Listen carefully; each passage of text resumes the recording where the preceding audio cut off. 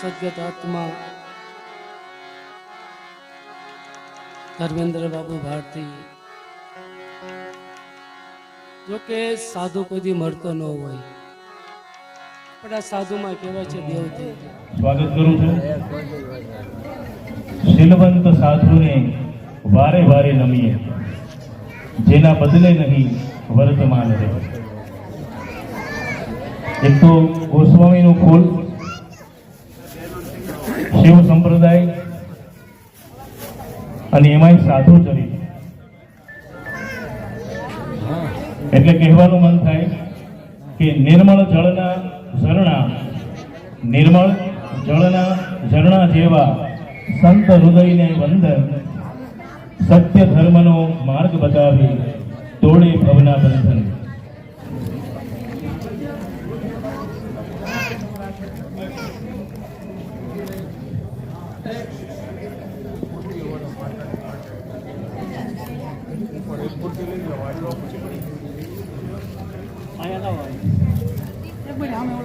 મહામંડલેશ્વર મોટા રામજી મંદિરનું સન્માન કરશે અલ્પેશ ભારતી. નમઃ પાર્વતી પતય હર હર મહાદેવ હર. ઝડપ રાખજો. ત્યાર પછી વિક્રમગીરી બાપુનું સન્માન કરશે ઘેલા સોમનાથ મહંત શ્રી થાણાપતિ જૂના અખાડા જુનાગઢ. એનું સન્માન કરશે બિંદેશ ભારતી. તૈયાર રહેજો ઝડપથી. બિંદેશ ભારતી ક્યાં છે? હર હર મહાદેવ હર. ત્યાર પછી રામ મનોહરદાસ બાપુનું સન્માન કરશે હિતેશ ભારતી.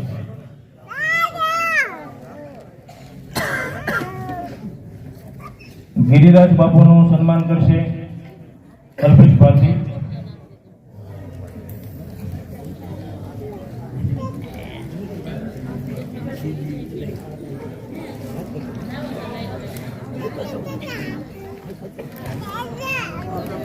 ત્યાર પછી વસંતગીરી બાપુનું સન્માન કરશે દર્શીલ ભારતી. અમરાપુર ભગવતગીરી બાપુ ગુરુદત્ત આશ્રમ.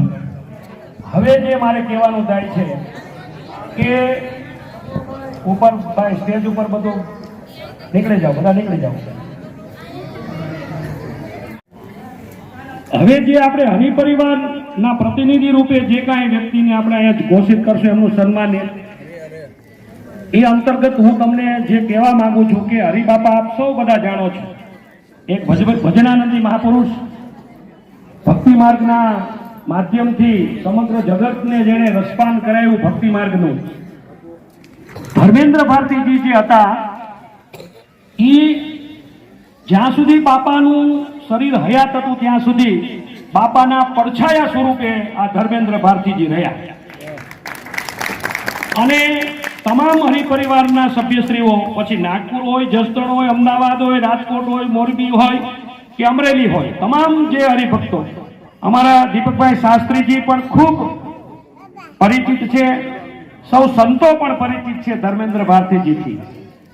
અમારા ઈશ્વરલાલ શાસ્ત્રીજી નથી પધારી શક્યા કે કથા કદાચ હશે એમને. આ બધાની સાથે અને બાપાનો ધર્મેન્દ્ર ભારતીજી ઉપર એટલો અતૂટ પ્રેમ ભાવને હતો, એની કોઈ વર્ણન ન થઈ શકે, એનો હું સાક્ષી છું.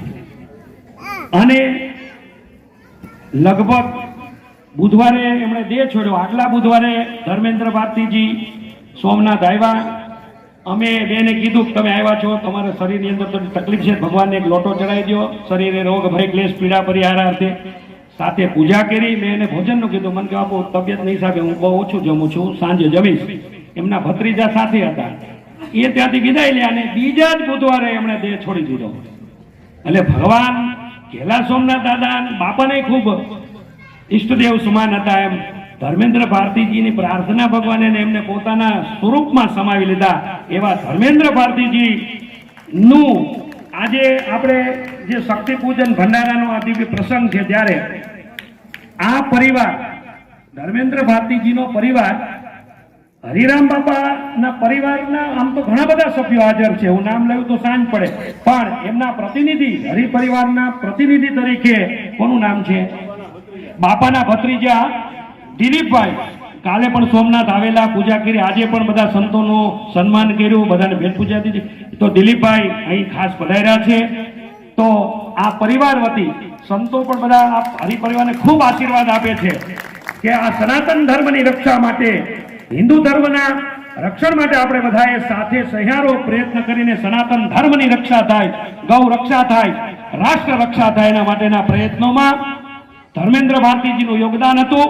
અને એ ધર્મેન્દ્ર ભારતીજીના પરિવાર દ્વારા જ્યારે હરિપરિવારના એક મોભી તરીકે અને બાપાના ભત્રીજા એવા દિલીપભાઈને સન્માનિત કરતા આપણે હર્ષ અનુભવી છે. બધા તાલીઓના હર્ષનાથથી આપણે એમના સન્માનને વધાવીએ. ભૂતગર બાપુને વિનંતી, વસંત બાપુ, ઓતમગીરી બાપુ, અમારે રામજી મંદિર, મોટા રામજી મંદિરના મહામંડલેશ્વર પૂજ્ય સુખદેવરાજ બાપુ, છાસિયા બાપુ, રામમનોહરદાસ બાપુ, બધાને વિનંતી અહીં ઉપર પધારો અહીંયા.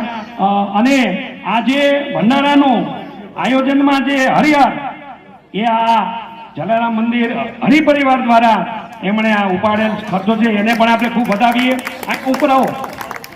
અરે આ એક પ્રણાલિકા છે આપણી ભારતીય આર્ય સંસ્કૃતિની. અને સંતો જ્યારે એક ઉત્કંઠા રાખતા હોય કે અમારા દિલીપ આપણે હરિપરિવારના એક પ્રતિનિધિ રૂપે, ઘણો બધો પરિવાર છે, પણ આ પરિવારે ધર્મેન્દ્ર ભારતીજીને પૂજ ભાવે આખી જિંદગી આજીવન એમને સાથે રાખ્યા છે. એટલે એક એણે દશનામ ગોસ્વામી ખૂબ હૂંફ આપી છે.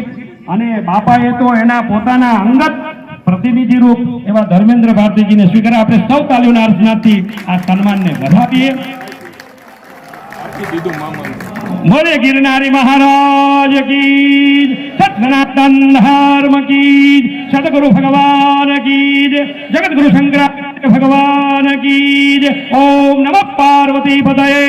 હર હર હર હર હર હર હર મહાદેવ મહાદેવ મહાદેવ હર.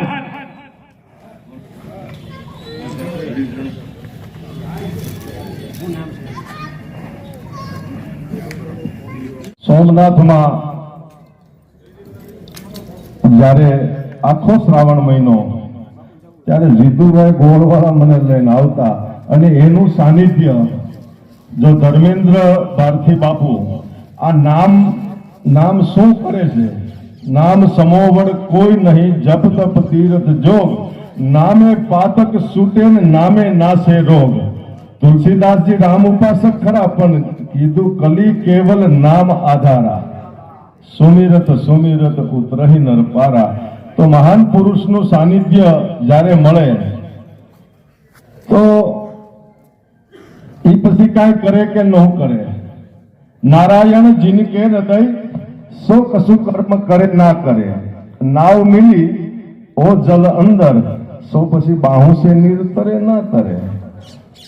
હરિરામ બાપા જેવું નાવ મળે પછી હું તો એવું માનું છું કે આખું જસદણમાં નામની તમે શેરીએ શેરીએ નીકળો ને તો તમને નામ અથડાય છે. કારણ કે ધૂન ભલે હદાય સમરણ શું છે. અને ઈશ્વરદાસજી મહારાજે પણ કીધું કે નારાયણ હું તુજ નમું, ઈન કારણ હરિ આજ, જીન દિન આ જગ છંદણો, તેરો તો શું કાજ. જેથી મારે જગત છોડીને જવાનું થાય ને તેથી તારું કામ પડશે. એટલે હું ભગવાન તને કાયમ તારી સામે આવું સમરણ કરું છું. આ હું કરવા કરું છું કે જીત દિન આ જગ સંડણો, જેથી જગત છોડીને જવાનું થાય. બાકી તો અગ્નિ સંસ્કાર થી માંડીને સમાધિ થી માંડીને माटी में माटी एक दी मिलते रहेंगी, अब ना बनी तो પછી फिर क्या बनेगी. मरना मरना तो सब कोई कहे, अपना आमा कौन चीज मर जाए. मरना मरना सब कोई कहे, पर कौन चीज मर जाए. बना है 5 तत्व का पुतला, आप में आप समाए. मरी नहीं जाता, मળી જાય છે. माटी में माटी एक दी मिलते रहेंगी. સતાર સાને જ્યારે અનવર મિયાએ પૂછ્યું ત્યારે કીધું છે, એ સતાર આમાં મરી જાવું, મરી મુસલમાન હોવા છતાં કૃષ્ણ ઉપાસક. તો આ ક્યારે સંભળાણું કે જ્યારે અનવર મિયા મળ્યા ને ત્યારે. એમ જ્યારે કોઈ પણ મહાન પુરુષનું સાનિધ્ય મળી જાય ને એટલે હંધુય વાગે જ છે. હા, પણ આપણને સંભળાતું નથી. બીજા દેકારા એટલા કાનમાં કરી ગયા છે ને એટલે ભગવાન કૃષ્ણની મોરલી નથી સંભળાતી, ભગવાન કૃષ્ણના ઘૂઘરા નથી સંભળાતા. એટલે હું તો ખરેખર આ પરિવારને એવું સાનિધ્ય મળ્યું હરિરામ બાપા જેવું કે જેને સોટે જલારામનો જેને હા અને ખરેખર પોતે પીરસતા. અમે ગયા જયારે સોમનાથ આવ્યા ને બાપુ, જયારે ઓલો ફરજો હતો, હા તે મેં કીધું બાપુ પ્રસાદ હું તો ખાલી મને કે નહીં પ્રસાદ તો લેવો જ જોશે, પણ ખુરશી માથે બેહારીને કે તમને જે ભાવે હું પીરસી દઉં. આવું જેને અંદરની જેને લાગણી જેવી કોઈ જેમા વગર ન થવો જોઈએ, અને નામ સ્મરણ અને ભોજન અને ભજન આ બે જેના જીવનમાં સાર્થક થઈ જાય એને પછી કાંઈ કરવાનું રહેતું નથી. કારણ કે નાવ મિલી, નાવમાં બેસી ગયા પછી આપણે હાથ ન હલાવવાના હોય, એ નાવ છે ને એ તારતી હોય છે. એટલે આવા મહાન પુરુષનું दीपक को सूरज को जब भयो उजियारो पसी दीपक की जोत जले ना जले, नारायण जिनके हृदय सो कछु कर्म करे ना करे. બ્રહ્માનંદ કહે રૂપ નીજ જાણો, પોતાના રૂપની પોતાને ખબર પડી જાય પછી ગમે ત્યાં મૃત્યુ થાય. નકર કહેવત એવી છે બાપુ, કાશીમાં જઈને તો જ ગતિ થાય, પણ એ તો જ્યારે નારાયણ બેસી જાય પછી ગમે ત્યાં થાય. એ મહાન પુરુષને એટલે આવા મહાન પુરુષ ભારતી બાપુ જેને હરિરામ બાપાનું સાનિધ્ય મળ્યું. પૂજ્ય પાલુ ભગતજી.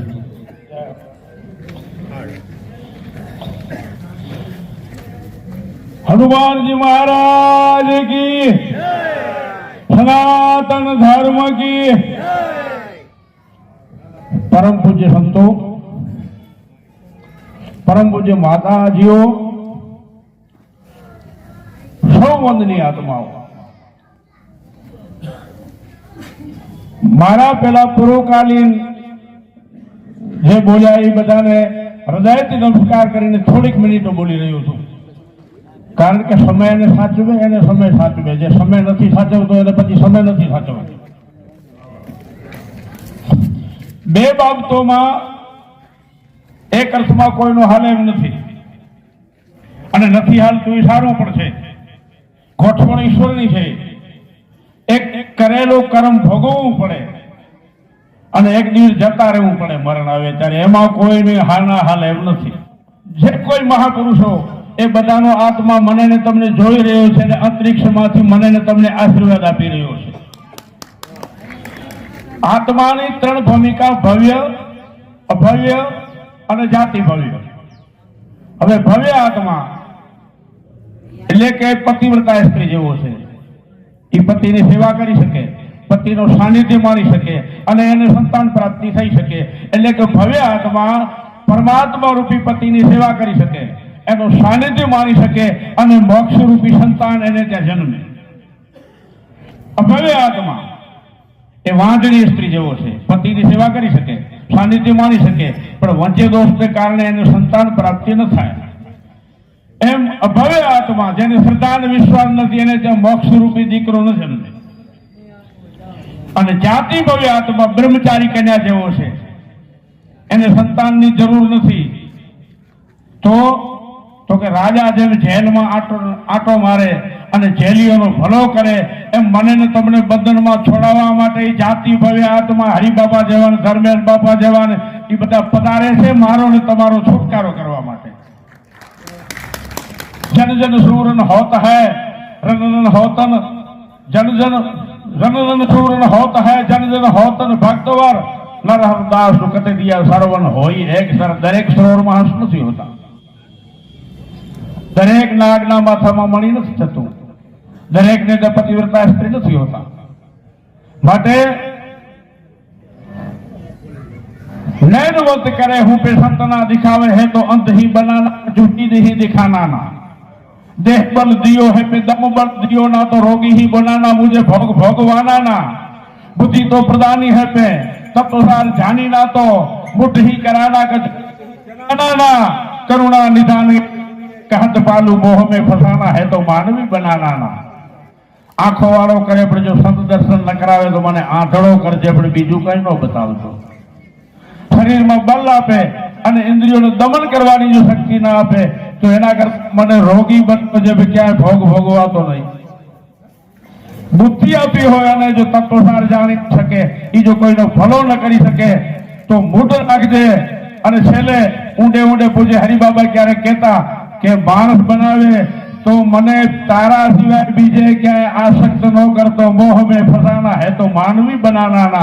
तो आप सबने सदगुण ग्रहण सज्जन मिलन सदग्रंथ भोग तजन ईश्वर भजन प्रगट लाभ के बद सदगुण ग्रहण करवा सज्जन ने मळवू सारा शास्त्रों નું પઠન પાઠન કરવું મોજ શોખનો ગુલામ ન થવું પરમાત્માનું ભજન કરવું અને કોકનો ભલો કરવાનો ભલો ન થઈ શકે તો કોઈનો ભૂંડો ન કરવો। આટલું કહી અને ધર્મેશ ભારતી બાપુ નો અડધી મિનિટ માટે એટલું કહી ધર્મ પાળવો હોય તો ક એટલે ધર્મ, મ એટલે મર્મ સહિત અને પછી સ એટલે સંસ્કાર સદપંથ સદગુણ સત્કાર અને સર્વેશ્વરનો શરણાગતિ સ્વીકારી લેવી એવી એટલું કહી બધા પૂજ્ય સંતો મહંતો પૂજ્ય માતાજીઓને અને આપ સૌ બેઠેલાઓને વંદન કરીને એમની કૃપા રહી છે। પરમાત્માની અને મહાપુરુષોની વર્ષે એવી પ્રાર્થના સાથે